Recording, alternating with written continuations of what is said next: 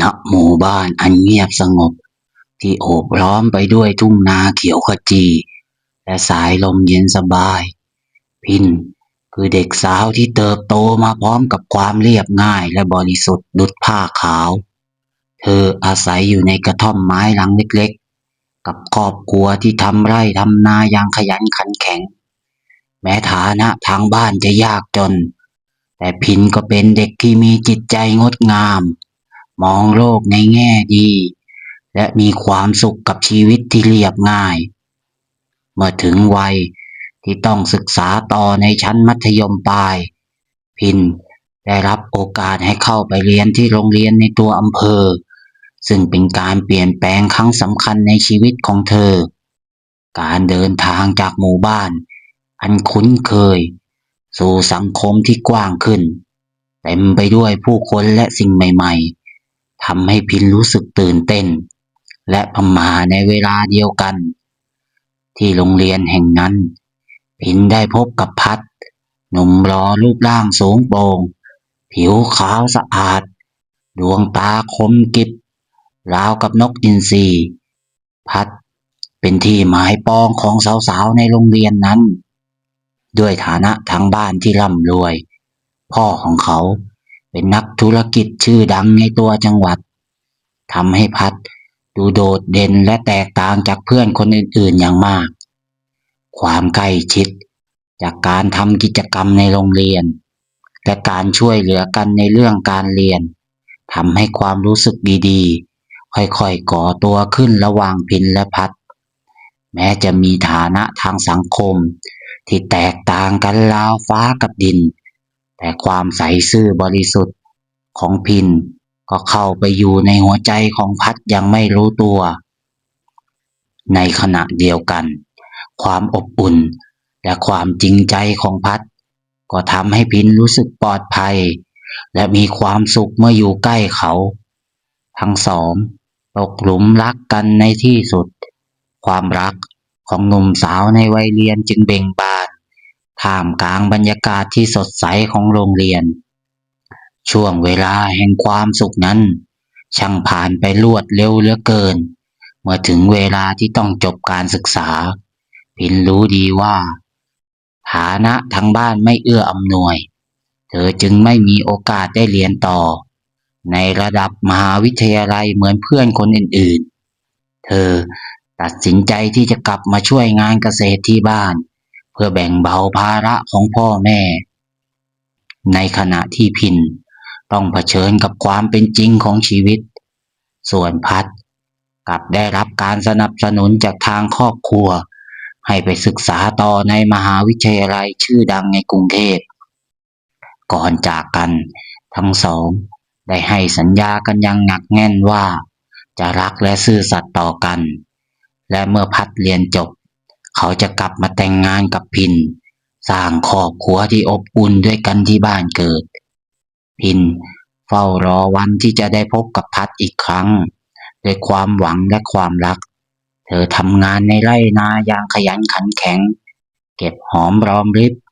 เพื่อสร้างเรือนหอเล็กๆไว้รอคนรักทุกครั้งที่คิดถึงพัดหัวใจของเธอก็จะพองโตด้วยความสุข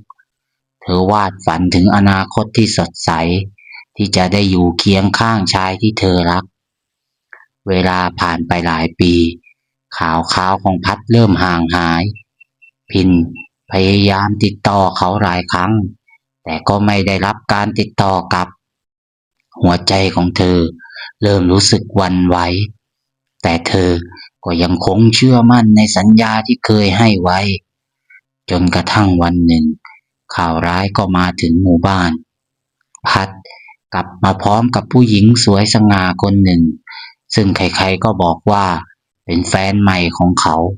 และที่สำคัญหญิงสาวคนนั้นกำลังตั้งครรภ์ได้หลายเดือนแล้วด้วยเมื่อพินได้ยินข่าวนี้หัวใจของเธอก็ราวกับถูกกรีดด้วยมีดนับพันเล่มความเจ็บปวดและความเสียใจท้าโถมเข้ามาจนเธอแทบทรุดเธอไม่เข้าใจว่าทำไมพัดถึงทำกับเธอได้เช่นนี้ สัญญาที่เคยให้ไว้ความรักที่เคยมีให้กันมันหายไปไหนหมด ความสิ้นหวังและความอับอายประดังประเดเข้ามาเธอรู้สึกเหมือนโลกทั้งใบถล่มทลายลงตรงหน้าเธอเก็บตัวเงียบๆไม่พูดจากับใครดวงตาสาววัยรุ่นสดใสกลับเศร้าหมองไร้แววในค่ำคืนที่มืดมิดที่สุดพินสาวน้อยวัยใสตัดสินใจที่จะจบความทุกข์ทรมานนี้เธอเดินไปยังต้นตะเคียนที่ตั้งอยู่ท้ายหมู่บ้านซึ่งเป็นต้นไม้ศักดิ์สิทธิ์ที่ชาวบ้านเคารพนับถือด้วยความเสียใจอย่างสุดซึ้งพินได้ทำการใต้ต้นตะเคียนนั้นลมหายใจสุดท้ายของเธอจมดิ่งไปพร้อมกับความรักที่แตกสลายทันทีที่ลมหายใจสุดท้ายของพินดับลงก็เกิดเหตุการณ์ที่น่าสะพรึงกลัวขึ้นบริเวณต้นตะเคียนเกิดลมพัดแรงอย่างผิดปกติใบไม้สั่นไหวราวกับมีใครมาเขย่าต้นอย่างรุนแรงเสียงร้องไห้แววดังออกมาจากลำต้นตะเคียนเสียงนั้นช่างเศร้าโศกและเจ็บปวดเหลือเกินจนผู้ที่ได้ยินรู้สึกขนลุกขนพองวิญญาณของพินด้วยความรักที่ถูกหักหลังความเสียใจอย่างสุดซึ้งและความรู้สึกอยุติธรรมที่ได้รับได้รวมเข้ากับพลังลึกลับของต้นตะเคียนซึ่งเป็นต้นไม้ที่มีอายุยืนยาวและมีความศักดิ์สิทธิ์ในความเชื่อของชาวบ้านพลังงานเหล่านี้ได้หล่อหลอมให้เกิดเป็นวิญญาณร้ายหรือที่เราเรียกขานกันว่า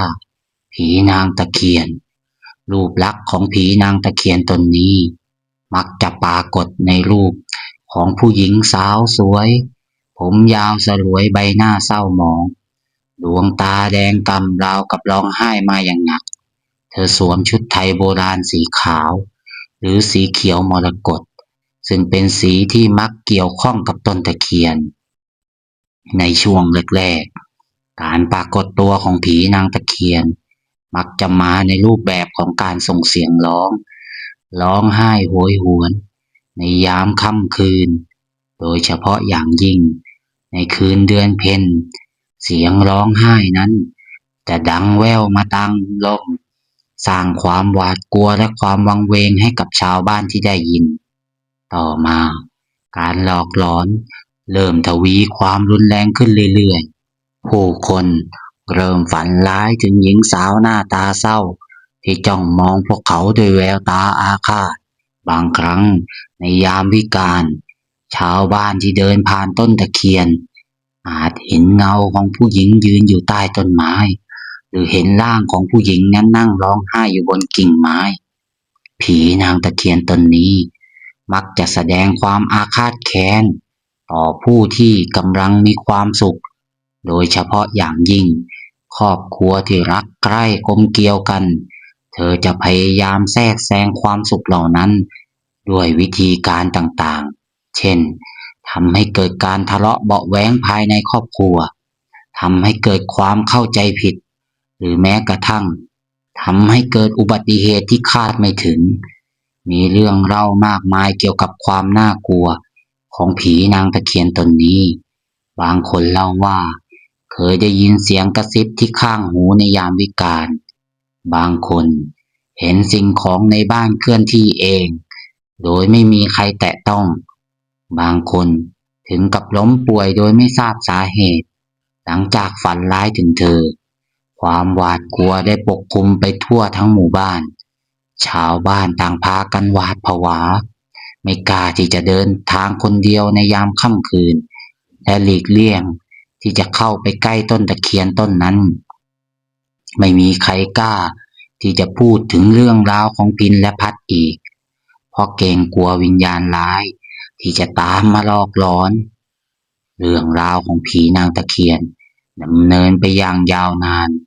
สร้างความเดือดร้อนและความหวาดกลัวให้ชาวบ้านรุ่นแล้วรุ่นเล่าหลายคนพยายามหาวิธีที่จะปลดปล่อยดวงวิญญาณของเธอแต่ก็ทำไม่สำเร็จบ้างก็ทำพิธีกรรมทางไสยศาสตร์บ้างก็เชิญพระสงฆ์มาสวดมนต์แต่ดูเหมือนว่า ความแค้นและความเศร้าโศกของพินจะฝังลึกเกินกว่าที่จะเยียวยาได้ง่ายๆอย่างไรก็ตามในที่สุดก็มีเหตุการณ์สำคัญที่นำไปสู่จุดจบของผีนางตะเคียนตนนี้ในบางตำนานเล่าว่าพัดเมื่อแก่ชราลงและสำนึกผิดกับสิ่งที่เขาเคยทำไว้ได้เดินทางกลับมายังหมู่บ้านเพื่อขออโหสิกรรมจากวิญญาณของพินเขามาพร้อมกับความเสียใจอย่างแท้จริงและตั้งใจที่จะบวชอุทิศส่วนกุศลให้กับเธอเป็นเวลาชั่วชีวิตเมื่อพัดมาถึงใต้ต้นตะเคียนเขาได้กล่าวคำขอขมาด้วยน้ำตาและเล่าถึงความทุกข์ทรมานที่เขาได้รับตลอดหลายปีที่ผ่านมาการสำนึกผิดอย่างแท้จริงของพัดประกอบกับบุญกุศลที่เขาตั้งใจจะทำอาจเป็นสิ่งที่ช่วยคลายความอาฆาตแค้นในจิตใจของพินได้ในที่สุดวิญญาณของเธอก็ได้รับการปลดปล่อยและไปสู่สุคติอีกตำนานก็เล่าว่ามีพระธุดงค์หรือผู้มีญาณวิเศษเดินทางผ่านมายังหมู่บ้านและรับรู้ถึงความทุกข์ทรมานของวิญญาณของนางตะเคียนท่านได้ทำพิธีปลดปล่อยวิญญาณโดยการสวดมนต์ภาวนาแผ่เมตตาและชี้แนะให้วิญญาณของพินปล่อยวางความแค้นและยอมรับความจริงกับสิ่งที่เกิดขึ้นด้วยอำนาจแห่งธรรมะและความเมตตาวิญญาณของพินค่อยๆสงบลงความเศร้าโศกและความอาฆาตค่อยๆจางหายไปในที่สุดเธอก็สามารถหลุดพ้นจากบาปกรรมและไปสู่ภพภูมิที่ดีได้ในบางความเชื่อที่รุนแรงกว่านั้นเล่าว่าวิธีเดียวที่จะหยุดการหลอกหลอนของผีนางตะเคียนได้คือการทำลายต้นตะเคียนที่เป็นที่สิงสถิตของวิญญาณร้ายเมื่อต้นไม้ถูกโค่นลงพลังงานลึกลับที่ผูกมัดวิญญาณของพินไว้ก็จะสลายไปด้วยทำให้เธอไม่สามารถกลับมาหลอกหลอนได้อีกอย่างไรก็ตามวิธีนี้มักถูกมองว่าเป็นวิธีที่ไม่เคารพต่อความเชื่อและอาจนำมาซึ่งสิ่งไม่ดีดังนั้นจึงไม่มีใครค่อยกล้าที่จะลงมือทำไม่ว่าจุดจบของผีนางตะเคียนจะเป็นเช่นไรเรื่องราวของพินก็ยังคงถูกเล่าขานสืบต่อกันมาภายในหมู่บ้านเป็นอุทาหรณ์ถึงความรักความผิดหวังและผลของการยึดติดกับความแค้นแม้ว่าความน่ากลัวของผีนางตะเคียนจะค่อยๆเลือนหายไปตามกาลเวลาแต่เรื่องราวของเธอก็ยังคงเป็นเครื่องเตือนใจให้ผู้คนระมัดระวังในการใช้ชีวิตและความรักเพื่อไม่ให้เกิดโศกนาฏกรรมเช่นเดียวกับพินอีกต่อไป